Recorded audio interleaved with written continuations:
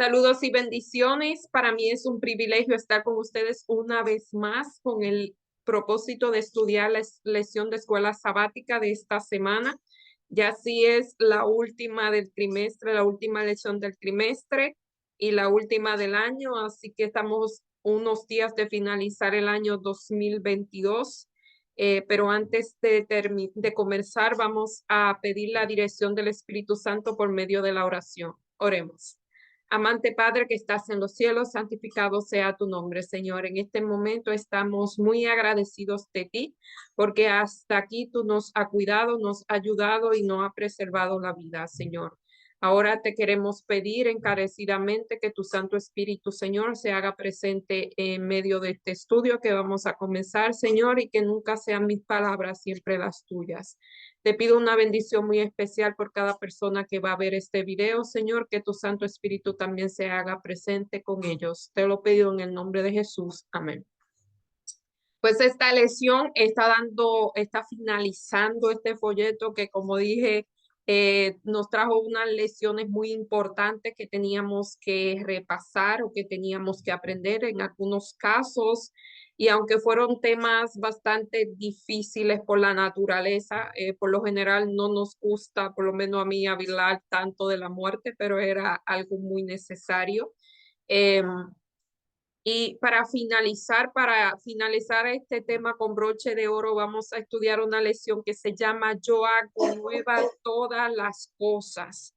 Y esto es una promesa, es la promesa por la cual nosotros, los cristianos, caminamos este camino. Estamos esperando que el Señor termine con este mundo de pecado y haga todo nuevo. Y el versículo para memorizar de esta semana lo encontramos en Apocalipsis 21:5 y dice, y el que estaba sentado en el trono dijo, he aquí yo hago nueva todas las cosas, y me dijo, escribe porque estas palabras son fieles y son verdaderas. O sea, Dios está dando una promesa, le estaba revelando al apóstol Juan una promesa de hacer nueva todas las cosas, y el que firmaba esta promesa era más y nada menos que Jesús, y él daba por cierto de que esta promesa era fiel y verdadera, así que debemos esperar su cumplimiento.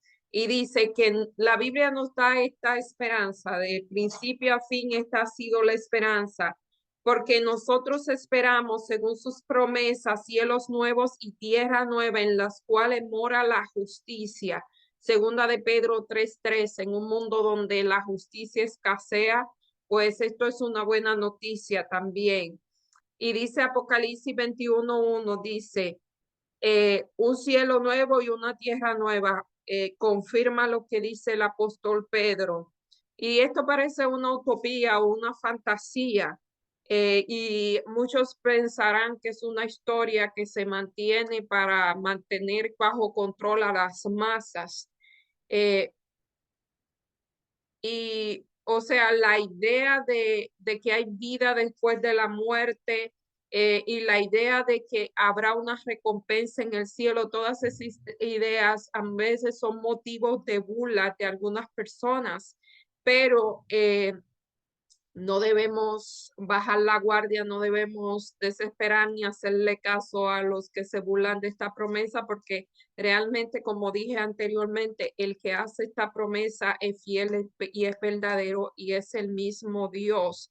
Y durante esta semana vamos a estudiar algunos temas referente a esto para ampliar la idea de que Dios hará nuevas todas las cosas, y algunos de los temas que vamos a estudiar o los temas que vamos a estudiar se titula eh, La promesa de un cielo nuevo y una tierra nueva, y vamos a incluir el templo celestial, la presencia de Dios, el fin de la muerte y las lágrimas y el triunfo definitivo del amor de Dios. Así que es una lección bastante interesante y son, como dije, buenas nuevas. Y la lección del día domingo se titula Un cielo nuevo y una tierra nueva.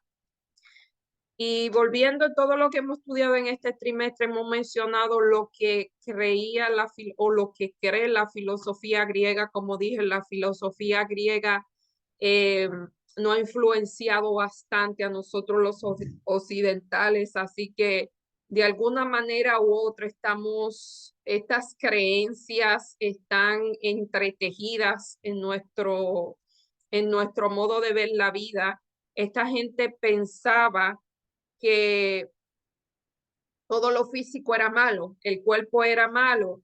Entonces, concebir que hay un cielo, el pensamiento de concebir que hay un cielo real, que es físico y que es bueno, es contradictorio a lo que esta creencia muestra. Eh, o sea, un cielo donde todo es puro, donde todo es nuevo, donde no hay manchas en un mundo físico, para ellos esto es imposible.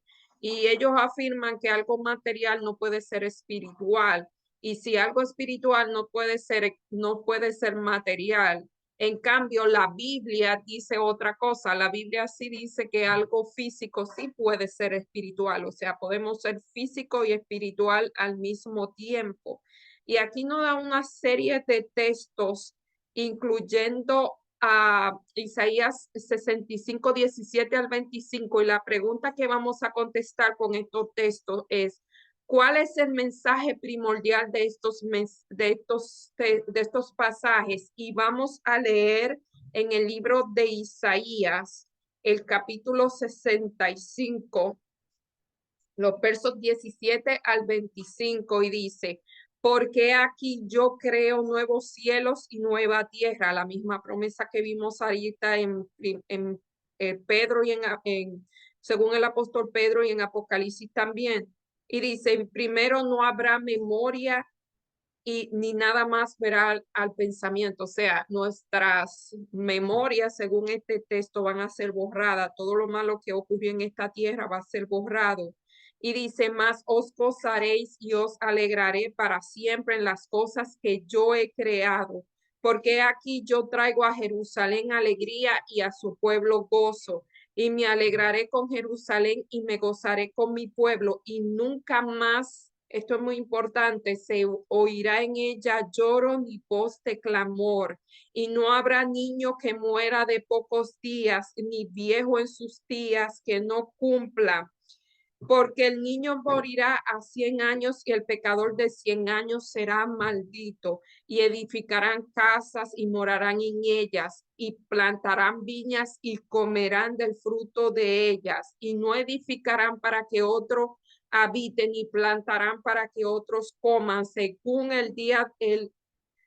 los días de los árboles son los días de mi pueblo, y mis escogidos disfrutarán de sus manos, y no trabajarán en vano, ni darán a luz por maldición, porque son linajes del bendito de Jehová y su descendiente por ello. Y antes que clamen, yo responderé, y mientras aún hablaren, yo habré oído. Y el lobo y el cordero serán apacentados juntos, y el león comerá paja como el buey, y el polvo será el alimento de la serpiente, y no afligirá ni hará mal en todo mi santo monte.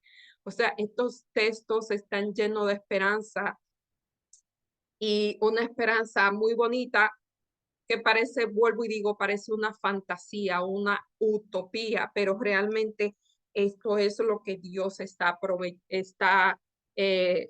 prometiendo. Si es algún humano que promete algo así, pues no le crean, pero si es Dios, pues hay que creerle. Y también en Isaías 22 al 23 dice, porque los cielos nuevos y la nueva tierra que yo hago permanecen para siempre, así será, así permanecerá vuestra descendencia y vuestro nombre, y será que de mes en mes y de sábado en sábado vendrá toda carne a adorar delante de mí. Eso lo dice Jehová. Y saldrán y verán los cadáveres de los hombres que se rebelaron contra mí, porque el gusano de ellos nunca morirá. Creo que leí el último texto de más. Solamente era 22 y 23. Es la promesa de que Otra vez se confirma que habrá cielos nuevos y tierra nueva, y en Apocalipsis, en 2 de Pedro 13, que fue lo que leímos, otra vez dice que habrá cielo nuevo y tierra nueva. O sea, está confirmando a través de la Biblia, se sigue confirmando la promesa de que habrá un cielo nuevo y una tierra nueva. Ese es el mensaje primordial, que lo que vemos será destruido y habrá algo nuevo.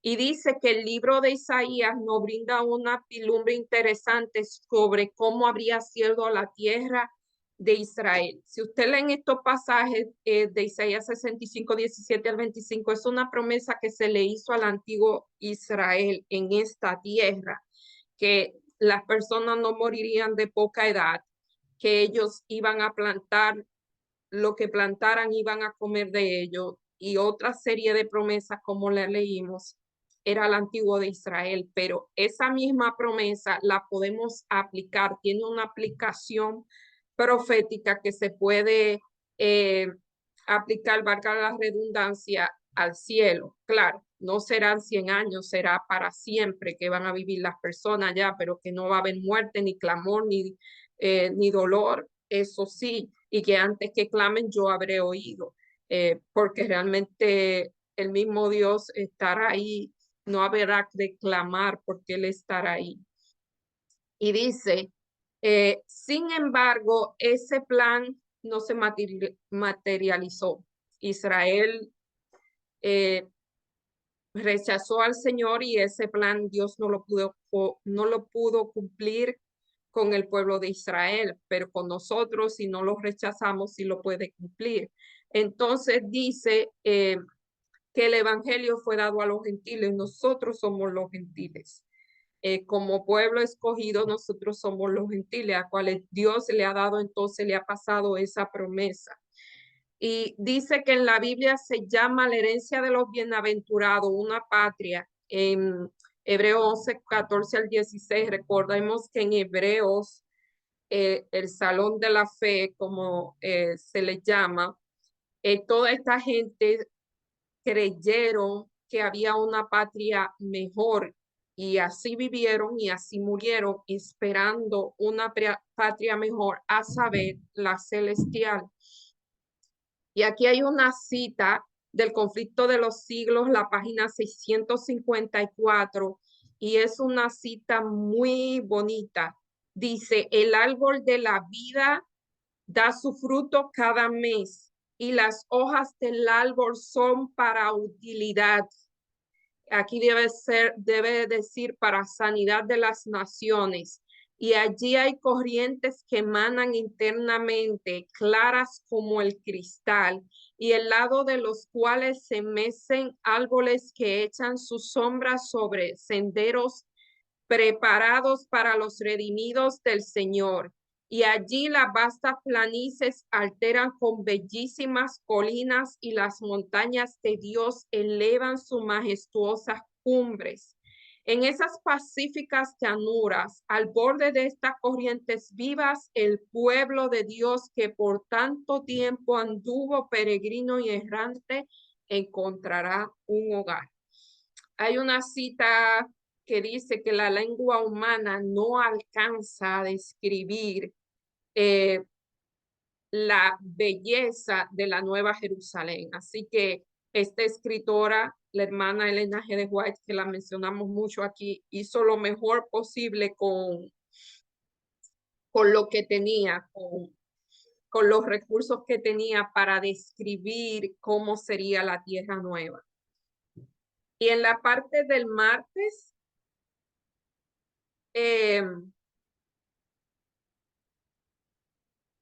la parte del lunes dice el templo de Dios. ¿Y será que habla un templo en la Nueva Jerusalén? Si el mismo Dios va a estar ahí, necesitaremos un templo. Vamos a ver qué dice esta lección sobre eso. Y dice que algunos hablan del cielo propiamente dicho como el santuario de Dios. Hemos hablado en lecciones anteriores que en el cielo hay un santuario que está cumpliendo ahora mismo un propósito. Pero cuando Cristo venga y se termine el propósito que está cumpliendo ahora, será restaurado a su propósito original. Y dice que el templo estará dentro de la Nueva Jerusalén, donde se encuentra el trono de Dios y el mar de vidrio. Esto lo encontramos, si lo quieren leer, en Apocalipsis 4, 2 al 6 y Apocalipsis 7, 9 al 15 y Apocalipsis 15, 5 al 8. Y dice que la gran multitud de los santos de todas las naciones, tribus, lengua y pueblo adorarán al Señor para siempre. No quiere decir que en el cielo solamente se va a adorar al Señor continuamente, como lo hacemos aquí. En el cielo habrá variedad de actividades, muchísimas, y, o sea, innumerables. Nosotros no tenemos la menor idea de todo lo que habrá allá, pero una de las actividades más importantes será adorar al Señor. Y esto lo encontramos en Apocalipsis 7, 9 al 17. Y aquí nos da Apocalipsis 7, 9 al 15 y para que lo comparemos con Apocalipsis 21, 3 al 22. Y la pregunta que vamos a contestar es, ¿cómo podemos armonizar la descripción de la gran multitud de redimidos que sirven a Dios día y noche en su templo con la afirmación de Juan que no vio ningún templo? O sea, en un momento él dice que no hay templo porque Dios va a estar ahí y en otra sí dice que hay templo. Vamos a ver Apocalipsis, o el libro de las revelaciones, Apocalipsis 7, Apocalipsis 7, 9 al 15. Y esto es Juan, el apóstol Juan, el que se les reveló el libro de Apocalipsis, dice, después de esto miré y aquí una gran multitud, la cual nadie podía contar, de todas las naciones, tribu, lengua y pueblo, que estaban delante del trono de Dios y en la presencia del Cordero, vestidos con ropas blancas y con palmas en las manos, y clamaban a gran voz diciendo, la salvación pertenece a nuestro Dios que está sentado en el trono y en el Cordero. Y todos los ángeles estaban de pie alrededor del trono y los ancianos y de los cuatro seres vivientes y se postraron sobre su rostro delante del trono y adoraron a Dios, diciendo amén. La bendición y la gloria y la sabiduría y la acción de gracia y la honra y el poder, la fortaleza sean para nuestro Dios por los siglos de los siglos. Amén. Entonces uno de los ancianos habló diciendo, esto están vestidos de ropa blanca. ¿Quiénes son y a qué han venido? Y el Señor le dijo, tú lo sabes. Y él me dijo, estos son los que han salido de la gran tribulación y han lavado su ropa y la han emblanquecido en la sangre del Cordero, porque esto están delante del trono de Dios y le sirven día y noche en su templo, y el que está sentado sobre el trono extenderá el tabernáculo sobre ellos. Así que esto es una visión que Juan tuvo de los que estaban salvados. Aquí lo dice, los que lavaron, estos son, estamos hablando en figura. O sea, esto es figurado, esto estamos hablando en sentido figurado, esto no es literal. Dice que fueron lavados sus ropas blancas con la sangre del Cordero, o sea, aceptaron la salvación que Jesús le ofreció. Eso es lo que quiere decir. Y aquí dice que había un templo. Vamos a ver lo que dice entonces Apocalipsis, el capítulo 21, 3 al 22, no lo vamos a leer todo por razones de tiempo. Y aquí nos da una descripción una vez más de la Nueva Jerusalén y decía, y hoy una gran voz del cielo que decía, he aquí el tabernáculo de Dios con los hombres y él morará con ellos y ellos serán su pueblo y Dios mismo será su Dios. Y otra vez dice, y enjugará Dios todo lágrimas de ellos y no habrá muerte ni clamor ni dolor, porque las primeras cosas pasaron y el mal ya no es. Y el que estaba sentado en el trono dijo, he aquí yo hago nueva todas las cosas. Y me dijo, escribe, yo soy el alfa y el omega, el principio y el fin. Y aquí nos habla hasta el 22 y nos da una serie de elementos aquí de quiénes serán salvos y quiénes no lo serán. Y nos habla de castigos que vendrán sobre el pueblo de Dios y nos habla de la nueva Jerusalén que tendrá 12 puertas, que son las 12 tribus de Israel y que tendrán un muro. O sea, ellos no están describiendo la nueva Jerusalén otra vez con palabras humanas. Y nos dice la anchura, o sea, Dios es muy específico y le dice muchos detalles de la nueva Jerusalén. Y el material de que será la nueva Jerusalén, de oro puro y vidrio limpio, y habrán perlas, las puertas serán del tamaño de una perla. Eso es una cosa que es muy difícil de imaginar. Y dice, y las 12 puertas eran 12 perlas, cada puerta era una perla. Imaginen el tamaño de esas perlas. Y la calle de la ciudad era oro puro, transparente como vidrio, y no vi en ella templo, porque el Señor Dios es el templo y el Cordero. O sea, aquí en uno no dice que hay un templo, en otra no dice que no hay un templo, porque Dios mismo es el templo. Entonces, ¿cómo vamos a coordinar estas dos ideas o a combinar estas dos ideas? O sea, aquí nos dice primero que el santuario, que como dije ahorita, estaba cumpliendo un propósito cuando Cristo venga y termine todo este mundo, va entonces a ser restaurado a su propósito original. Y lo que dice Juan en Apocalipsis 22, 21, 22, que no vio ningún templo, eso no quiere decir que no habrá algún templo. Dice, esto lo encontramos según To Behold the Beauty of the Lord, la página 31, dice, Juan es revelador, informa que no vio un templo en la ciudad porque el Señor Todopoderoso y el Cordero son su templo, pero ¿significa esto que ya no hay una casa donde sus criaturas puedan ir y tener una comunión con Él? De ninguna manera. O sea, según este escritor R.M. Davidson, él opina que sí hay un templo, y en Juan, el mismo Juan dice en uno de los versículos que si hay un templo o que no hay un templo. Saben, sobre estas disyuntivas, yo pienso que estos no son puntos de salvación y que no son irrelevantes para nosotros, eh, y podemos irnos pensar que si hay un templo o que si no hay un templo. Lo importante aquí es que el mismo Señor va a estar ahí. Si no hay templo o no hay templo, lo importante es que nosotros estemos ahí y que Dios mismo va a estar ahí.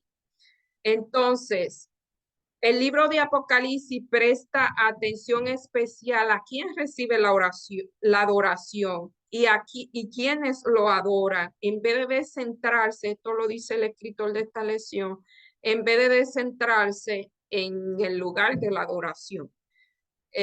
O sea, lo más importante es a quién se adora y quién lo adora. Es más importante que el lugar donde se adora. Y dice, los adoradores son quienes han salido de la gran tribulación y han lavado su ropa y han emblanquecido en la sangre del Cordero. Como le dije ahorita, esto era una figura, esto no es literal. Lo que quiere decir son las personas que han pasado por la tribulación de este mundo, pero que han aceptado la sangre de Jesús que limpia sus pecados. Y son un testimonio vivo de lo que ha hecho el Redentor y transformador, o sea, de la transformación y la redención. Y cantan alabanza por quién es Él y por lo que hizo por ellos. O sea, ellos están agradecidos por la redención y por la transformación. Y aquí, según Apocalipsis 21:3, dice, he aquí el tabernáculo de los Dios con los hombres, y Él morará con ellos, y ellos serán su pueblo, y Él mismo será su Dios. Esto refleja igual que muchos pasajes que sí hay un templo. O sea, en el mismo Apocalipsis 21:3 al comienzo, en el 21:3 dice que hay un tabernáculo. ¿Qué significa para nosotros ahora que todavía estamos en la tierra, que Dios será nuestro Dios y que nosotros seremos su pueblo? ¿Cómo vivimos esta verdad, esta asombrosa verdad ahora? ¿Vivimos de acuerdo a lo que creemos? Eso sería una buena pregunta para reflexionar, porque es algo muy personal. Y ahora sí, la parte del martes dice en la presencia de Dios. Y la Biblia dice que Dios habita en luz inaccesible. Esto es primera de Timoteo 6:16. Y que a Dios nadie lo ha visto jamás. Esto es Juan 1:18, primero de Juan 4:12. ¿Significa esto que los santos nunca verán a Dios el Padre en el cielo? Claro que no, esa es la razón de estar en el cielo. Es evidente que el hecho de no ver a Dios se refiere a los seres humanos después de la caída. O sea, estos textos aquí están hablando del mundo caído, nunca visto a Dios, porque hay varios indicios en las escrituras que los santos realmente lo verán en el cielo. Y en Mateo 5:8, vamos a ver lo que dice Mateo 5:8. Estos textos van a contestar la pregunta, ¿qué nos dice estos pasajes acerca del privilegio supremo de ver a Dios? Esto lo encontramos en Mateo 5:8. Mateo 5:8 y dice, bienaventurados los limpios de corazón, porque ellos verán a Dios. Los limpios de corazón quiere decir los limpios de mente, o sea, los limpios de mente. Y en primera de Juan, aquí no está diciendo quiénes son los que verán a Dios. Van a ver a Dios, pero quiénes son. En primera de Juan 3, 2 y 3, y dice, amados, ahora somos hijos de Dios y aún no se ha manifestado lo que hemos de ser, pero sabemos que cuando Él se manifieste, seremos semejante a Él porque le veremos tal y como es Él. Y todo aquel que tiene esta esperanza en Él se purifica a sí mismo como Él es puro. Así que si vivimos con la esperanza de ver a Dios, debemos imitarlo, ser como Él es. En Apocalipsis 22, 3 a 4, Apocalipsis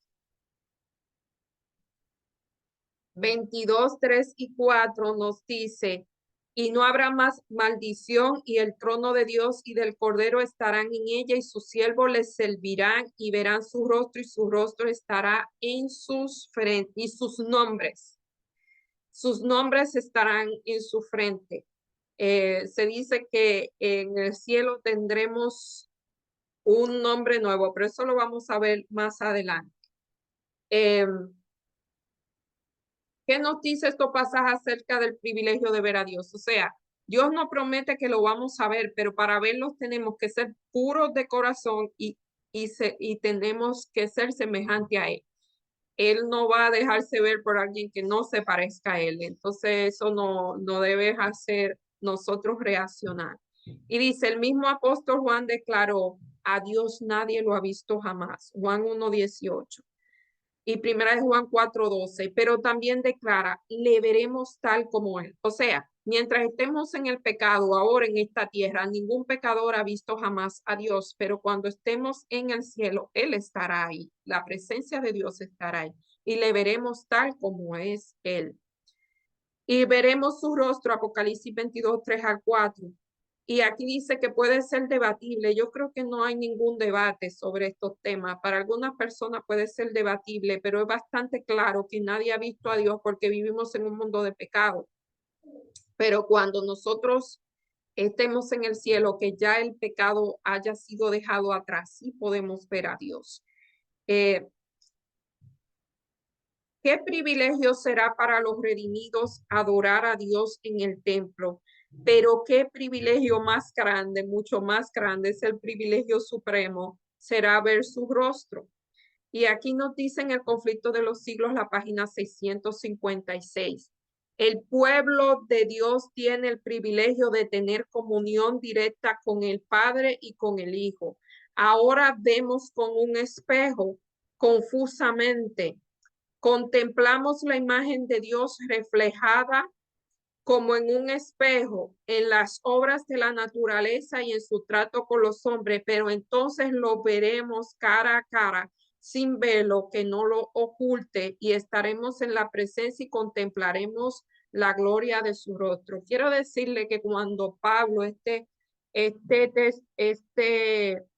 de que lo veremos como, que ahora lo vemos como en un espejo confusamente, cuando Pablo, esto es un verso que Pablo escribió, cuando Pablo escribió este versículo, los espejos no son como lo que tenemos ahora. Ahora nosotros no vemos en un espejo, claro, hay muchísimas clases de espejo, pero en un espejo normal tenemos una visión bastante clara de cómo somos. Esa es la referencia que tenemos, porque no nos podemos ver sino en un espejo y es bastante claro. Pero en el tiempo de Pablo, los espejos eran como una piedra que pulían y no se veía la imagen tan bien como la vemos ahora. Por eso dice que se ve como un espejo confusamente porque la calidad de la imagen no era buena. Dice, observa en algunos de los versículos de hoy el vínculo entre la pureza y el hecho de ver a Dios. Los de limpio corazón verán a Dios. El que verá a Dios se purifica a sí mismo, sea de limpio corazón y es puro, así como Él es puro. Y lo que estos textos revelan es que Dios debe hacer una obra en nosotros ahora que nos ayude a prepararnos para el cielo. O sea, nosotros debemos permitir que Dios haga su obra transformadora en nosotros a fin de nosotros ver a Dios. Hay una cita del Espíritu de Profecía que dice que hasta que el carácter de Dios no se vea completamente reflejado en nosotros, eh, Cristo no va a venir. O sea, así que eso debemos tenerlo en mente, que el propósito de nosotros estar en esta vida no es tener una carrera, no es trabajar, no es tener una familia, ese no es el propósito, eso es secundario o terciario. El propósito principal es que esta es eh, la escuela. Y cuando yo hablo de escuela, no hablo de la escuela que nosotros conocemos, no, ese tipo de escuela no. Es más, esa educación deja mucho que desear. Yo estoy hablando de una educación superior, de una escuela en que nosotros aprendemos de Dios y somos transformados día a día. Ese es el propósito. Eh, o sea, es el propósito prepararnos para el cielo. Y dice, aunque en definitiva la muerte de Jesús es lo que nos garantiza el derecho al cielo, pasaremos por el proceso de purificación y aquí ahora que nos ayudará a prepararnos en el lugar del cielo. O sea, nosotros somos salvos por la gracia de Dios, pero esa gracia también ejerce un poder transformador en nosotros. La gracia nos salva, pero la gracia también, por gracia, nosotros somos transformados y nos comenzamos a parecer a Dios, que esa es la meta. Entonces dice, eh, y ahora nos ayudará a prepararnos, o sea, Él nos ayuda en ese proceso y el centro del proceso de purificación es la obediencia a la palabra de Dios, a la palabra gracias a la obra del Espíritu en nosotros. O sea que el Espíritu de Dios nos ayuda a obedecer también. Nosotros por nosotros mismos no podemos obedecer, pero si permitimos que el Espíritu Santo more en nosotros y tome el control de nuestra vida, Él nos ayuda a obedecer. Eso es una de las múltiples funciones que hace el Espíritu Santo en nuestra vida. Y aquí nos dice, lee primera de Pedro 1:22, ¿cómo nos revela estos textos el vínculo de la obediencia mediante el Espíritu y la purificación? ¿Qué tiene la obediencia que nos purifica?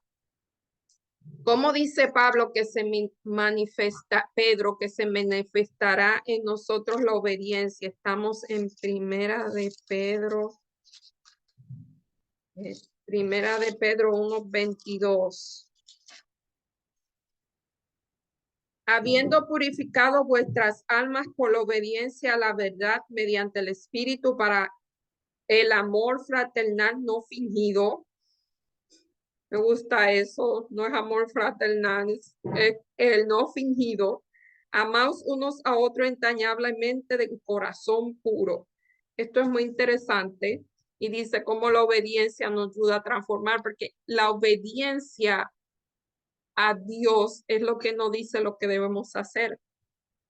¿A qué obedecemos a Dios cuando Dios no da los 10 mandamientos? No dice no haga esto, no haga lo otro. Eso es obedecer. Cuando obedecemos los 10 mandamientos, pues eh, nos libramos de hacer cosas o de cometer cosas que nos alejan realmente de Dios. Eso nos ayuda eh, a seguir a Dios. Cuando Él dice, cuida tu pensamiento, cuando Él dice, dame, hijo mío, tu corazón, hay que obedecerlo, porque si le damos el corazón a Dios, Él lo va a limpiar, Él no va a purificar a nosotros como Él purifica la plata o el oro. En la parte del miércoles, no más muerte ni más lágrimas, y esto es buenísima noticia, ya que este trimestre hemos hablado tanto de la muerte y aquí realmente ese tema yo entro en los temas y me afligió un poquito. Eh, pero cuando esto es buena noticia, si usted está en medio de un dolor o en medio de una tristeza o simplemente ve que a su alrededor hay dolor y tristeza, porque no tiene que ser usted, puede ser que a su alrededor esté pasando cosas que lo entristecen. Y dice, aquí nos habla otra vez de la teoría del alma inmortal que sufre eternamente. Es contradictorio al versículo que dice aquí que ya no habrá más muerte ni dolor. Como si no habrá más muerte ni dolor, va a haber un grupo de personas que van a estar sufriendo en un infierno. Esto es contradictorio. Eh, y si fuera cierta la teoría de un infierno eterno y ardiente, entonces la segunda muerte no erradicaría el pecado por completo, ni a los pecadores del universo. En este caso, el universo nunca se restauraría completamente, porque Dios no sería capaz de erradicar el pecado. Siempre habría pecado en un lugar ahí, mientras que entre los santos están en un lugar sin llanto ni dolor. Hay un grupo que está sufriendo. Y nunca habría una perfección original. Pero alabado sea Dios porque la Biblia nos da un cuadro totalmente diferente. Y vamos a buscar unos textos aquí que van a contestar la pregunta, ¿qué consuelo y esperanza pueden traernos estos pasajes en medio de las pruebas y los sufrimientos de un mundo actual? Isaías 25:8.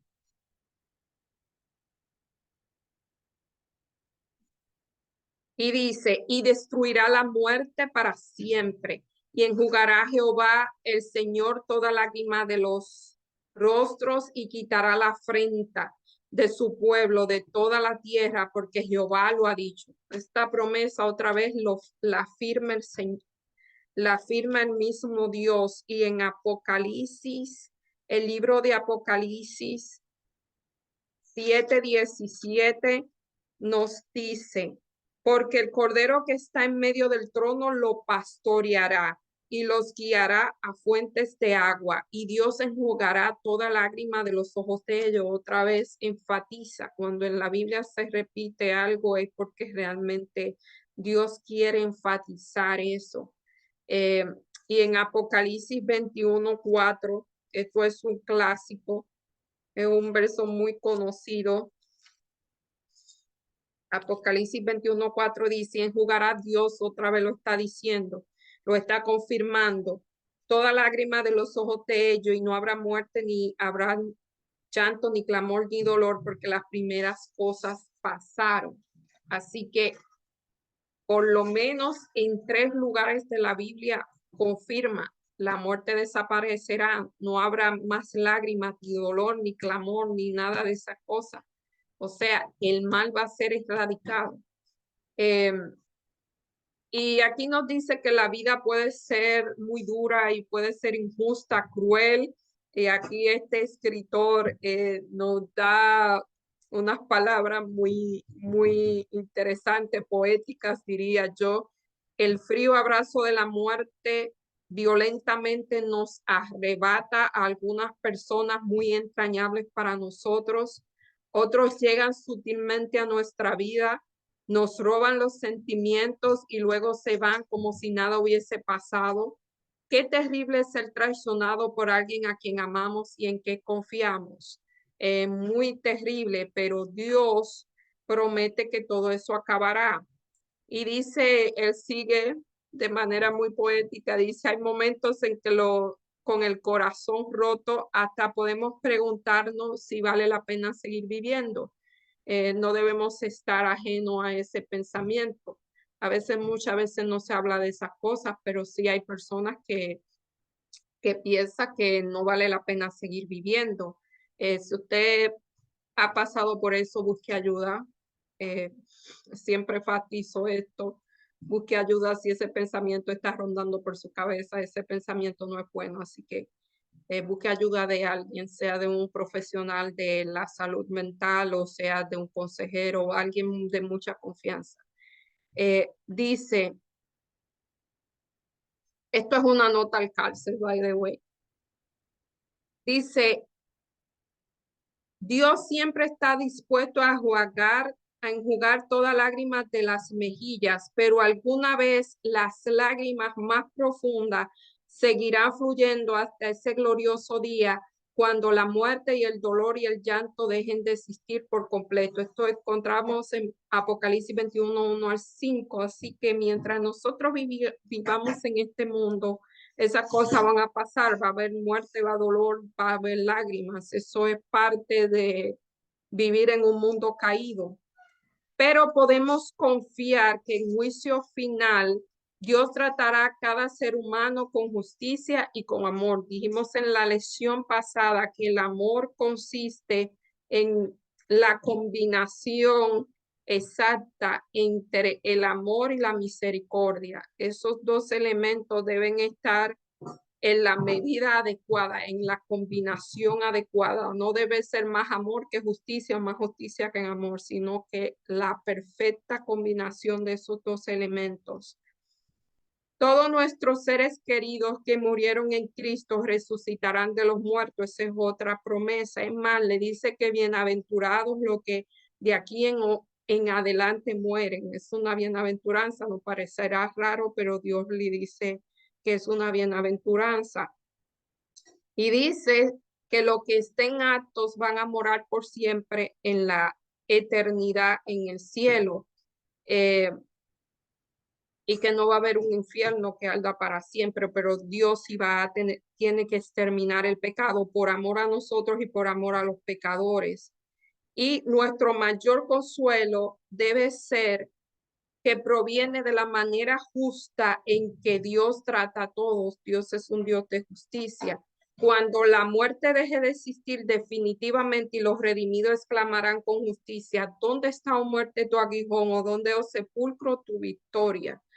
Y el Señor prometió, y si el Señor prometió, Él cumple, en el cielo nuevo y la tierra nueva que creará. De lo primero no habrá memoria, o sea, la persona no recordará lo que pasó en este mundo y no vendrá nada al pensamiento. Esto lo encontramos en Isaías 65, 17. Esto no significa que el cielo será un lugar de amnesia, sino que el pasado no sofocará el gozo perduradero. Dice, creo que aquí la vamos a leer.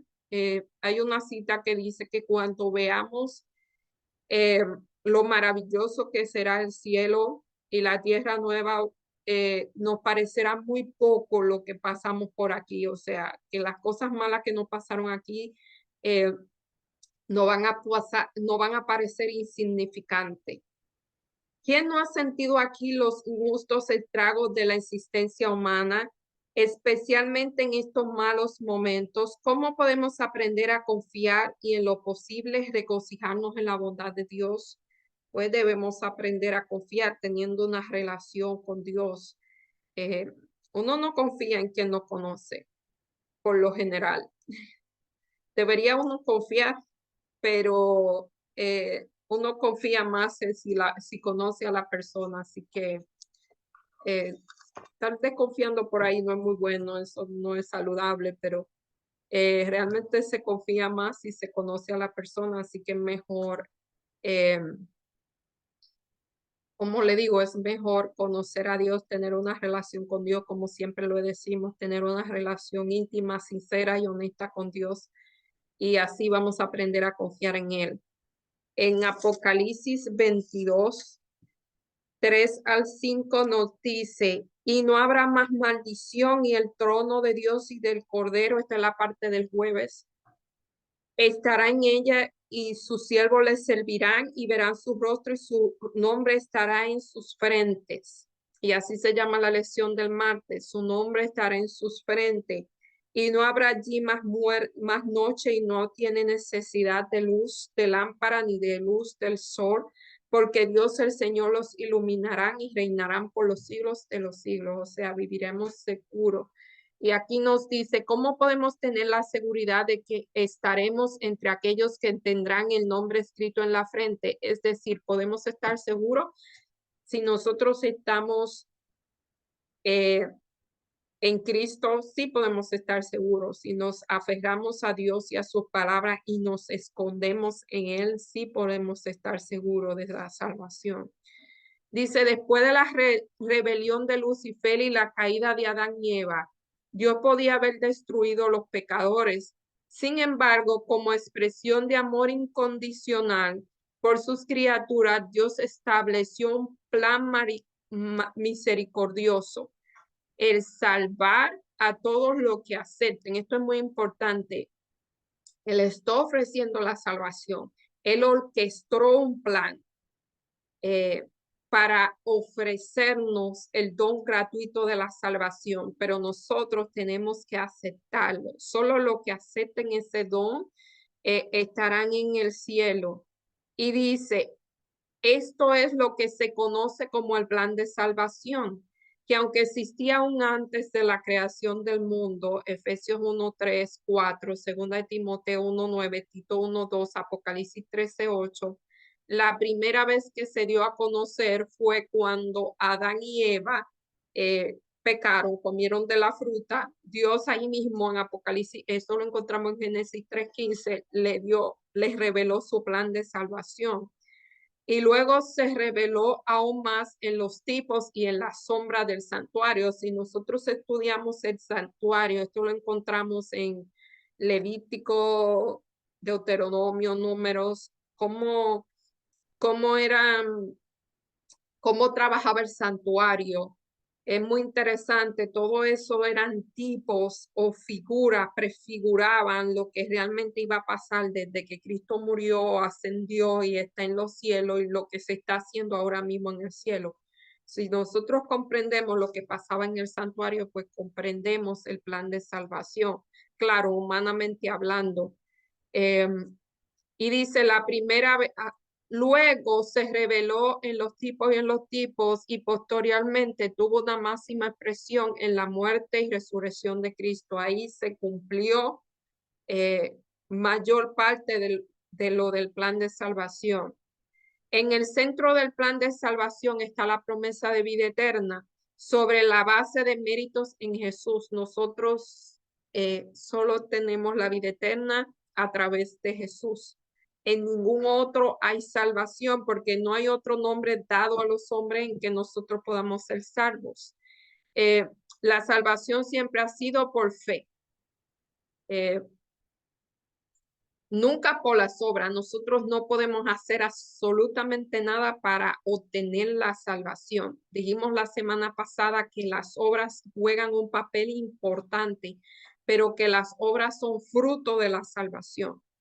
Nosotros somos salvados por gracia, somos justificados por la fe y el último paso es que nosotros comenzamos a fructificar porque Cristo está morando en nosotros. Como fruto de esa morada en nosotros, nosotros comenzamos a dar fruto. Así que las obras no son nuestras. Todo lo que, si nosotros hacemos algo es por medio de Jesucristo. Así que no es para ganar la salvación, es porque ya estamos salvos. Eh, Pablo escribió acerca de Abraham, quien existió antes de la venida de Cristo, como un ejemplo de salvación por la fe.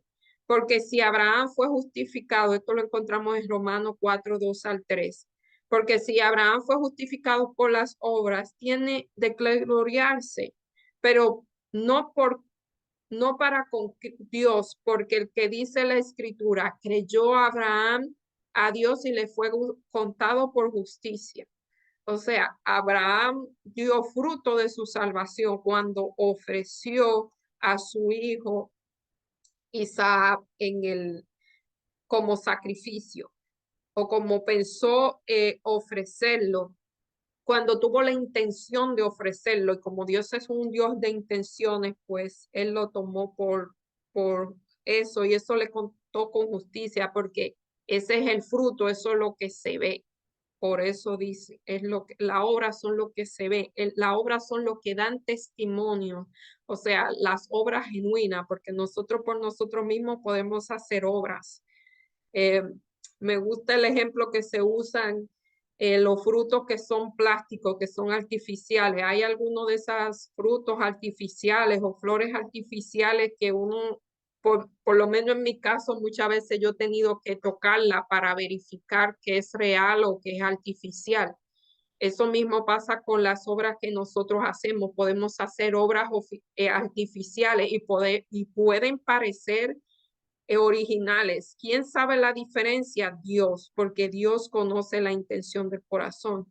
Nosotros podemos hacer obra para ganar el favor de otras personas o para destacar o para salir en la televisión, en la radio, por muchas razones que solamente Dios sabe.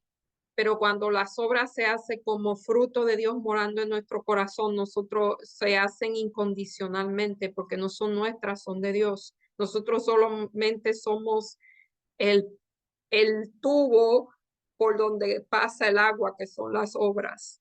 Eh, Eso es todo. Dice, ¿cómo nos ayuda estos versos a entender de qué se trata la salvación por la fe? Claro que nos ayuda a entender. Nosotros creemos que Dios nos salva y somos salvos. Pero vuelvo y digo, los frutos son los que dan testimonio de esa salvación. Eh, no podemos decir que somos salvos y quedarnos sin hacer nada, porque la salvación, ser salvo, es algo que o sea, nos motiva a obrar en favor de otros y en favor de Dios como agradecimiento por lo que Dios hizo por nosotros. Entonces, ¿podemos tener la seguridad de la salvación si aceptamos a Jesús? Claro que sí. Nos entregamos a Él, reclamamos su promesa, incluyendo lo de cielos nuevos y tierra nueva. Nos apoyamos totalmente en sus méritos y nada más. Abraham creyó, pero fíjense que creer es un verbo, no es algo pasivo, es un verbo, los verbos se mueven. Y Dios le tomó esto como justicia. Con, con nosotros funciona exactamente de la misma manera. Por consiguiente, esto lo que significa tener su nombre escrito en nuestra frente. Si lo tenemos escrito allí en el momento y nos apartamos, entonces estarán también escrito en el libro de la vida y en la Nueva Jerusalén. Podemos estar en la Nueva Jerusalén. Así que ya para terminar, hay una cita del conflicto de los siglos, por lo menos hay dos que nos dice en la parte del viernes, la cruz de Cristo será la ciencia y el canto de los redimidos durante toda la eternidad. Él es Cristo glorificado. En Cristo glorificado, contemplará al Cristo crucificado. Nunca olvidarán que el ser cuyo poder creó innumerables mundos y los sostienen a través de la inmensidad del espacio, el amado de Dios, la majestad del cielo, a quien los querubines y los serafines resplandecientes se deleitan en adorar, se humilló para levantar al hombre caído, que llevó la culpa y la vergüenza del pecado y sintió el ocultamiento del rostro de su padre hasta que la maldición de un mundo perdido quebrantó su corazón y le arrancó la vida en la cruz del Calvario.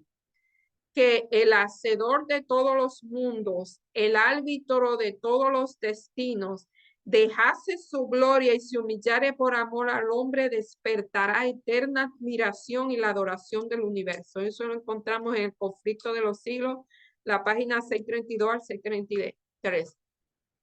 Hasta ahora nosotros no tenemos conocimiento de qué fue lo que Dios dejó. Nosotros con palabras hemos leído algunas cosas, pero cuando estemos al cielo y veamos y podamos comprender qué fue lo que Él dejó, entonces la admiración crecerá y por eso dice que la adoración será eterna.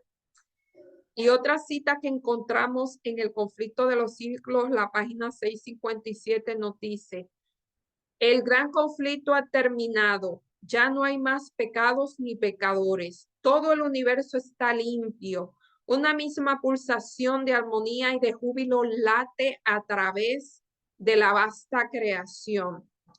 Del ser que todo lo creó mana vida, luz y contentamiento por toda la extensión del espacio infinito, desde el átomo más imperceptible hasta el mundo más grande. Todas las cosas animadas e inanimadas declaran en su belleza sin mácula y en gozo perfecto que Dios es Dios. Esto es Conflicto de los Siglos, la página 657. O sea, todo lo creado, todo declara que Dios es Dios. Y hasta aquí hemos terminado este trimestre, la lección de este trimestre, que espero que haya sido de bendiciones, aunque lo he dicho y lo he repetido, ha sido temas a veces difíciles de tratar porque no nos gusta hablar de la muerte. La muerte es algo extraño para nosotros y a veces nos puede causar alguna tristeza o lo que sea, pero es algo que se necesitaba tratar, se necesitaba aclarar muchos conceptos, así que es una manera muy hermosa de terminar. Primero, la semana antepasada vimos cómo podemos prepararnos para la Nueva Jerusalén. La pasada vimos lo que es el juicio, que son realmente buenas nuevas, porque no va, las personas salvadas se van a vindicar y el mismo Dios va a ser vindicado, aunque suene extraño, pero él tiene mala fama, o sea, él han querido, eh, el enemigo ha querido desvirtuar las intenciones, sus intenciones, y entonces ahí él van a ser aclaradas las intenciones de Dios para nosotros, que realmente son buenas, y finalmente aquí nos está hablando de la erradicación total de la muerte y las lágrimas y el dolor y que habrá una nueva Jerusalén, habrá un nuevo mundo, un mundo restaurado. Así que, sin más, este es el último sábado también del año. Le deseo un feliz año nuevo, que esta página nueva que empiece la podamos llenar de cosas positivas, de cosas que nos acerquen a Dios y que nos preparen al cielo y que podamos olvidar o los errores que hayamos cometido durante este año que hayan sido de aprendizaje. Y si hemos aprendido de los errores, pues no son errores, son aprendizajes. Así que muchísimas bendiciones. Pasen una linda semana, la última semana del año. Y siempre estudien la Biblia, no olviden a Dios en estos tiempos, que es la razón de ser de nuestras vidas. Así que vamos a tener una oración y una linda semana. Oremos. Amante Padre que estás en los cielos, santificado sea tu nombre, Señor. En este momento estamos delante de ti, agradecidos por la oportunidad que nos diste de estudiar tu lección, de aprender cosas nuevas que quizás no sabíamos y de recordar otras que quizás estaban en el olvido. Gracias porque tú nos has dejado tu palabra que vivas y eficaz y más penetrante que cualquier espada de dos filos, Señor. Y gracias por todas las promesas que tú nos das, entre ellas que nos dará un cielo nuevo y una tierra nueva, y que será erradicada por siempre la muerte y no habrá más lágrimas, ni dolor, ni clamor, porque ya esas cosas pasaron.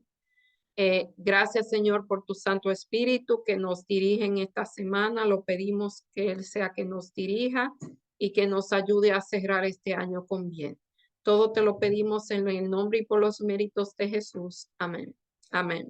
Bye. Hasta la próxima semana.